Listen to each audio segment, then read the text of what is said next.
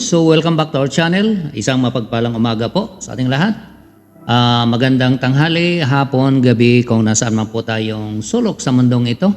Ito muli ang inyong lingkod, RP Max Vlogs. Gusto ko lang pong i-congratulate guys si Richelle Morales Vlogs kung saan na-achieve po niya ang 200,000 subscribers kanina. Okay, so December 7, 2023, gabi po dyan sa Pilipinas.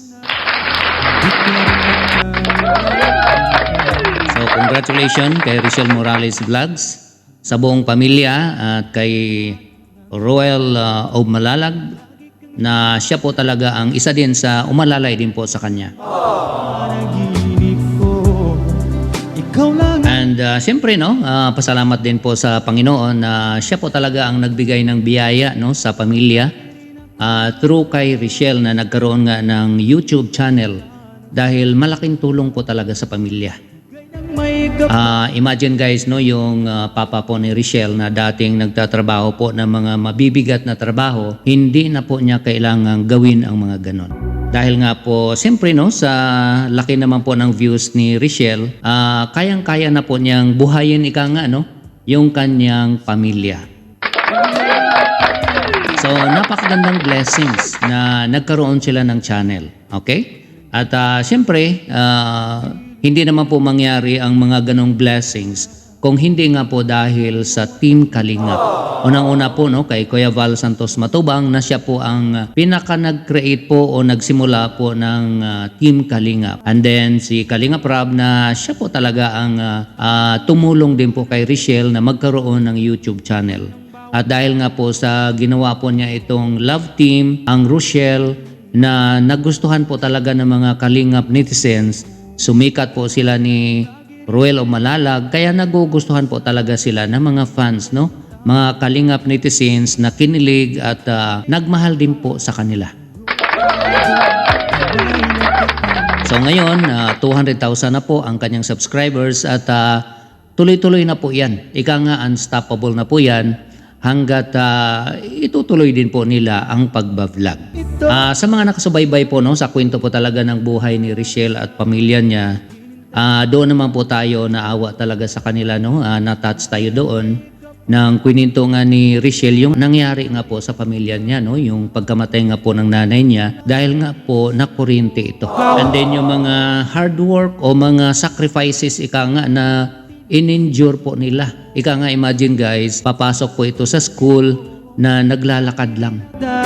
So hindi po ganun kadali yung mga sacrifices na naranasan po nila. Ang isa po sa hinangaan po ng mga Kalingap netizens po sa kanila, yung pag-value po nila ng education. Talagang gustong-gusto po talaga nilang makatapos ng pag-aaral, lalo na po ito si Richelle. And then yung kanilang pagiging humble, yung pagiging down to earth mula po kay Tatay Rizan, nakita naman po natin guys, nandoon po, Kaya nga po marami po ang naawa sa kanila, maraming nag-sponsor sa kanila. Kasi nga po sa nakita po ng mga tao, mga viewers o mga sponsors na karapat-dapat po silang tulungan. Siguro ngayon po na nag 200,000 subscribers na po si Richelle, isa po siguro sa masabi ko, unsolicited advice.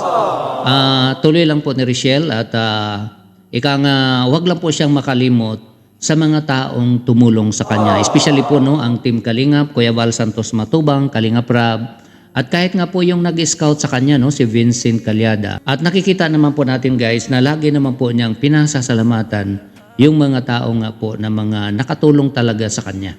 Okay? So sana tuloy-tuloy lang po. At yung mga negative criticism naman, yung mga bashing sa kanya, isa din siguro sa masasabi ko guys, wag po niyang pansinin. Actually, lagi naman pong sinasabi ni Dudong Roel sa kanya, kasi nga pag nanonood ako ng mga live ni Richelle na may mga bashing po sa comments, pinapatulan po niya. So wag na lang sana niyang pansinin at tuloy lang kung ano man yung ginagawa niya na sa tingin niya makabuti sa kanya at sa family niya.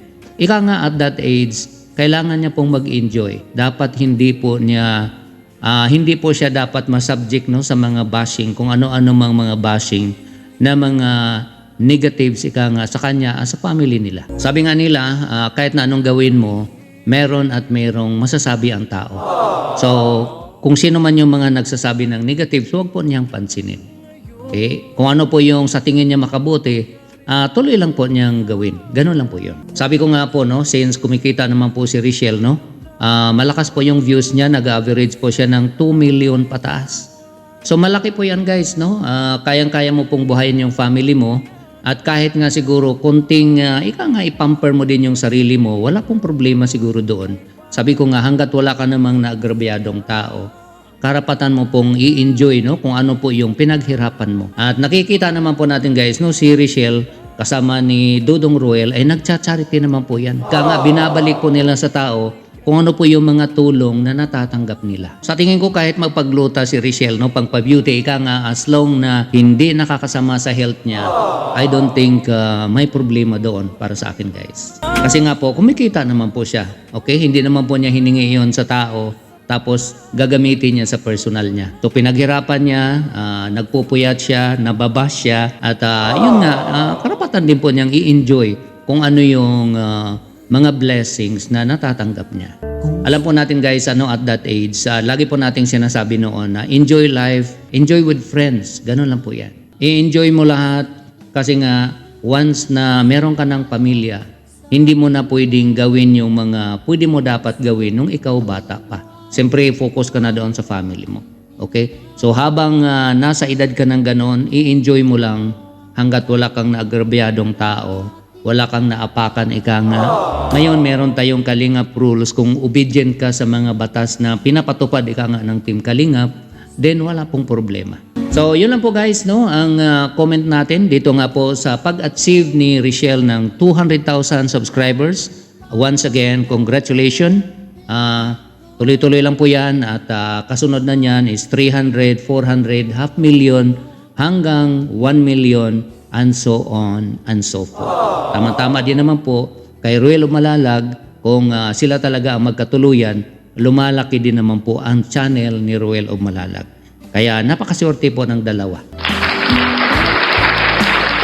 Sa mga bago lang po guys sa aking munting channel, huwag po natin kalimutang i-subscribe at pakilike po guys ang video na ito. At huwag din po natin kalimutang suportahan ang ating ama ng Kalingap, Kuya Val Santos Matubang, Kalingap Rab, and Ate na Vlogs, at ang Team Rochelle, no? Ruel of Malalag and Rochelle Morales, suportahan din po natin guys. Bago ko po i-end ang video na ito, meron lang po akong isi-shoutout.